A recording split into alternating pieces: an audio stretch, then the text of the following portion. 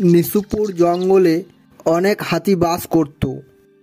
তারা রোজ বিকাল হলে সবাই মিলে খেলাধুলা করত।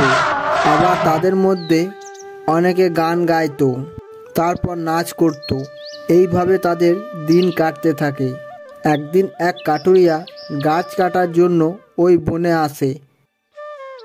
তখন হাতিরা ওই কাঠুরিয়াকে শিকারি ভেবে তাড়া করে। তখন ওই কাঠুরিয়া ভয়ে জঙ্গল ছেড়ে পালাতে থাকে। একদল হাতিকে তেড়ে আসতে দেখে অন্য একজন শিকারি রাস্তার মধ্যে আগুন জ্বালিয়ে দেয়। আগুন জ্বলতে দেখে ভয়ে হাতির দল সেখান থেকে জঙ্গলে ফিরে যায়। কাঠুরিয়াও হাতির হাত থেকে বেঁচে যায়। এইভাবে বেশ কিছুদিন কেটে যায়। তারপর একদিন হাতির দল বিকালে যখন খেলাধুলা করছিল, তখন একটি বাঘ সেখানে চলে আসে।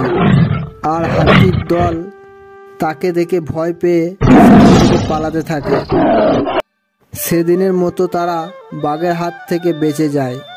কিন্তু ভয় নিয়ে তো জঙ্গলে বেঁচে থাকা যায় না। তখন সব হাতিরা মিলে সিদ্ধান্ত নেয় যে বাঘকে উচিত শিক্ষা দেবে। তাই তারা জঙ্গলের মধ্যে একটি গর্ত খুঁড়ে আর তার ওপর লতা পাতা চাপিয়ে দেয়। এরপর যখন বাঘ ওই দিকে আসে, তখন সে বুঝতে পারে না যে সামনে তার জন্য ফাঁদ পাতা আছে। বাঘ যে লতা পাতার উপর পা দেয়, অমনি সে গর্তের মধ্যে ঢুকে যায়। সেটা দেখে সব হাতিরা মিলে সবাই হাসতে থাকে।